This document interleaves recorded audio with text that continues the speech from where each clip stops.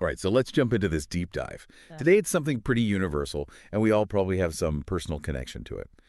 We're going to explore Mother's Day, Okay. but we're not just going to, talk about flowers and Hallmark cards and all that. We really want to take a deep dive into its global significance. Well, it's good. And because you're joining us from the UK, we're going to kind of pay particular attention to how things look there Okay. as we head towards 2025 based on what you've been reading and researching on this topic. Great. Our mission here, like with all of our deep dives, is to uncover the essence of this holiday. It's at the heart of it, and then explore all the different ways it's celebrated around the world, from like the personal to the global. Yeah.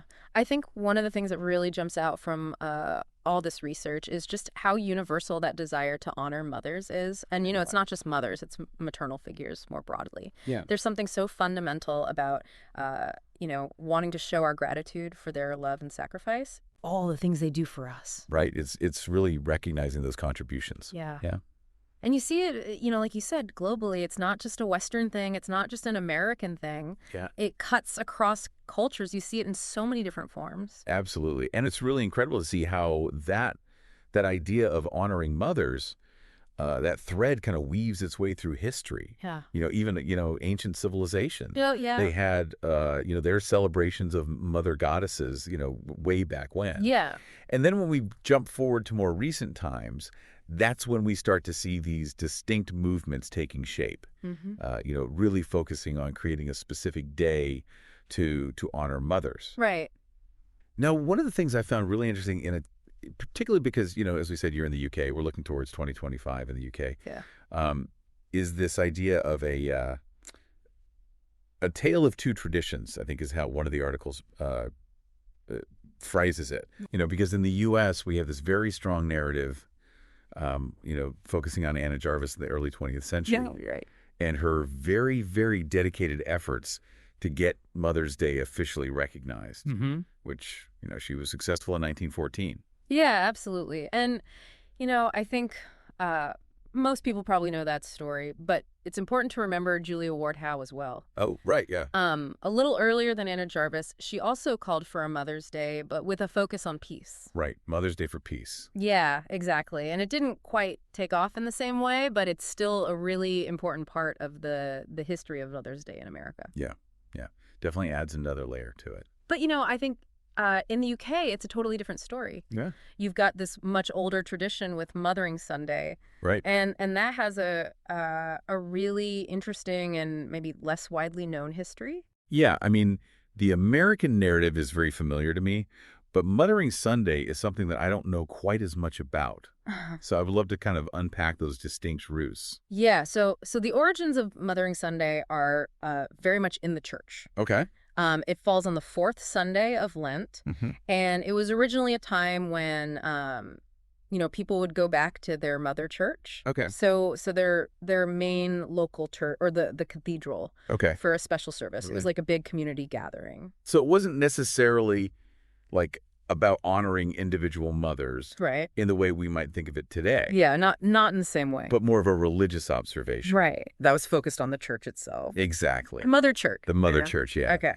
And one of the things I found really interesting, it eventually became a day off for domestic servants Oh, wow. who, back then they often lived and worked far away from their families. And so this day gave them the chance to go home and visit their mothers. So you can imagine how significant that would have been Oh, absolutely. to be able to reconnect. Yeah. It's just, it's kind of beautiful how it evolved from, returning to the mother church to literally going home to your mother. Yeah, that connection is so strong. And, it's fascinating how these traditions evolve because as, I was reading through the stuff you sent, even though those religious roots are still there, Mothering Sunday in the UK today is really much more of a secular celebration. Yeah. Yeah. Very much like Mother's Day in the U.S. It's about families. Yeah. It's about, appreciating mothers. Honoring mothers, exactly. Exactly. Now, for anyone listening in the UK and starting to think about, 2025, Yeah. what should they mark on their calendars?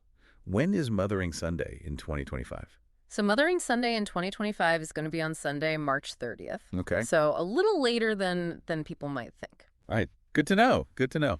So now that we've kind of, we've looked at the history and the roots of these holidays in the UK and the US, Hmm. I want to dig into how these sentiments are actually expressed. Okay. Like how do people celebrate and what are some of the traditions? Yeah. And I noticed there's some really interesting cultural distinctions between, how the UK celebrates versus the US. Yeah, absolutely. So let's start with a traditional Mothering Sunday celebration in the UK. Yeah, so flowers are a big part of it, Okay. especially daffodils, Oh, nice. which, they're in bloom around that time. Yeah. And then there's simnel cake. I've never had simnel cake. Oh, it's so good. It's like this fruit cake. Okay. And it's decorated with 11 marzipan balls. Oh, wow. All right. And the 11 balls represent the 11 apostles minus Judas. Oh, interesting. So, it's got that connection to the religious side of things. Oh, I see. Yeah, yeah. But, yeah, family gatherings are really common. And one thing that I noticed is that handmade cards and gifts from children really, really value. That personal touch. Yeah, Personal yeah. touch. Yeah. Yeah, simnel cake. I'm going to have to try that. You sure? It's so good. All right, so if we hop across the Atlantic to the U.S., what are some of the common ways that people celebrate Mother's Day there? So flowers are still huge in the U.S., Okay. but you also see a lot of cards, jewelry, and brunch, taking mom out to brunch or dinner. Yeah, yeah, yeah. It's, I think, maybe a bit more commercially driven, maybe. A little bit, yeah. But yeah, family gatherings are still a big part of it. Yeah, definitely. And it's interesting because we've focused on the UK and the US. But I know, based on what you sent me, there are so many other cultures around the world that have their own unique ways of celebrating. Oh, absolutely, yeah. And it's so tied to local customs, local foods. Yeah. It's really fascinating to see how it's adapted and changed over time. Yeah, and in some countries, I mean, it's a public holiday. That's right. Yeah. Which really highlights the significance. Absolutely. It's a really big deal in a lot of places. Yeah. And that kind of brings us to something that I saw come up a lot in the research. Okay. Which is this idea of the commercialization of Mother's Day. Yes. It's become such a huge event for retailers. Yeah. They're pushing flowers, they're pushing gifts. You can't escape it. No, it's everywhere. It's everywhere. Yeah. And I think there's this ongoing discussion, isn't there, about whether all that commercial activity is overshadowing the original meaning of the day. Absolutely. The more genuine, heartfelt meaning. Yeah, you can definitely feel the pressure to buy the perfect gift. Oh, yeah. Whatever that is, Exactly. And the marketing is so sophisticated. Yeah. They really know how to play on your emotions. They tap into that love and gratitude, and they make you feel like you need to spend money to show it. Right. But at the end of the day, it's really the sentiment that matters. Yeah. It doesn't have to be about spending a lot of money. Exactly. It's about showing that you care. And I think that's a really good segue into the power of personal touch. Yeah. Because in a world where everything is, mass produced, those really thoughtful gestures, I think, carry so much more weight. Oh, absolutely. Like a handmade card. Yeah. Or something that you put your time and energy into making. Yeah, or, baking something. Yeah. Taking the time to make someone's favorite treat. Yeah. Those things mean so much more than something you just bought at the store. Yeah. And one thing that came up a lot in what you sent me was the importance of spending quality time together. Yeah. Whether it's a meal or going for a walk. Yeah. Or just having a conversation. Yeah, just being present. Being present, yeah. That's what really matters. Yeah. Time is so precious, right? It is. And to give someone your time and your undivided attention, that's really a gift. It is. It's a huge gift. So we talked a little bit about, commercialization, but I think another really interesting aspect of how we celebrate Mother's Day is how the digital age has influenced things. Oh, yeah. Because it feels like there's been such a huge transformation just in the last few years. Absolutely. So what are you seeing in terms of the digital age and Mother's Day? Well, I mean, social media is a huge part of it now. Yeah. You see all those messages. Yeah. And, people posting pictures. Yeah. And then you have virtual celebrations, which have become really important for families that are spread out. Right. They can't be together in person. Yeah. So they do Zoom calls. Yeah. and things like that. And of course, online shopping, you can send gifts from anywhere. Yeah. Even at the last minute. Yeah, for sure. For sure. It's almost like a double-edged sword, right? It is. Because on the one hand, you have these incredible tools Yeah. that allow us to connect with people and express our feelings, Yeah. even when we can't be physically present. Right. But then there's also this risk, I think, that those online gestures sometimes can feel a little bit less personal, or less immediate. I agree with that. Yeah. So how do we kind of balance those things? I think it's about being intentional, Okay. even when you're using digital means. Yeah. So, maybe instead of just a quick text message, Yeah. you record a video message. Right. Or you choose a gift online, Mm-hmm. but you write a really heartfelt message to go with it. Yeah. Really put that thought into it. Yep. Yeah. That makes a huge difference. Now, one of the really important points that I saw come up in all of this research is how the definition of motherhood is evolving and how it's becoming so much more inclusive. Yeah, absolutely. And I think that's really important to reflect on, especially as we're talking about Mother's Day. Yeah, it's not just about the traditional nuclear family anymore. Yeah.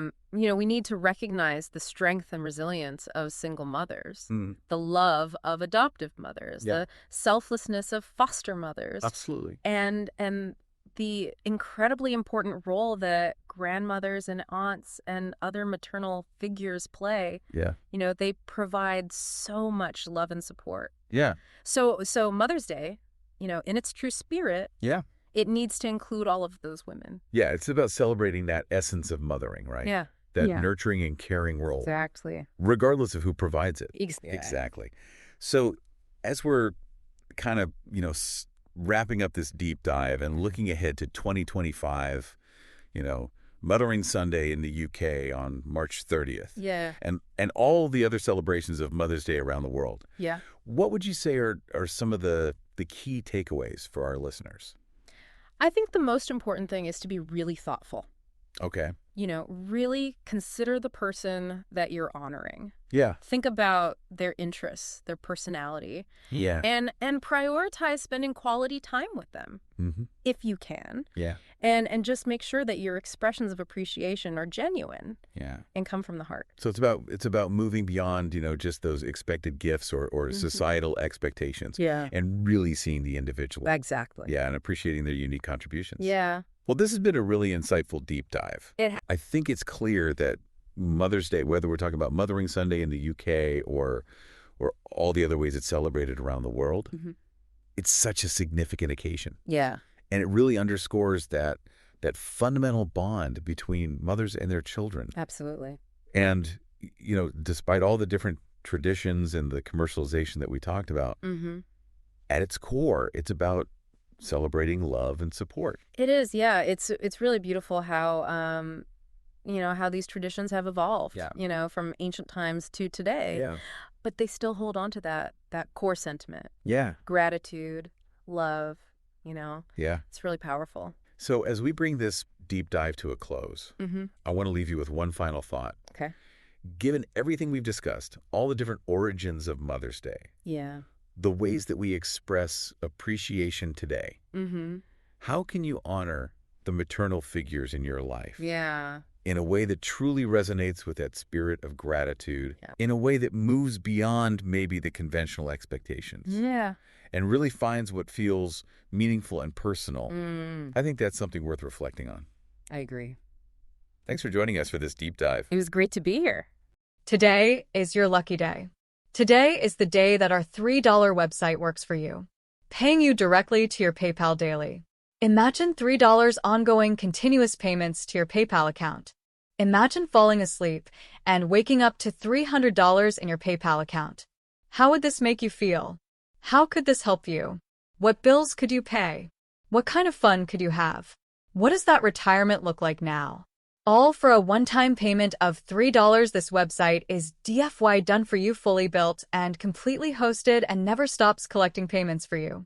You have spent $3 on coffee on a regular, but that coffee won't help you create multiple streams of income. Click the link below.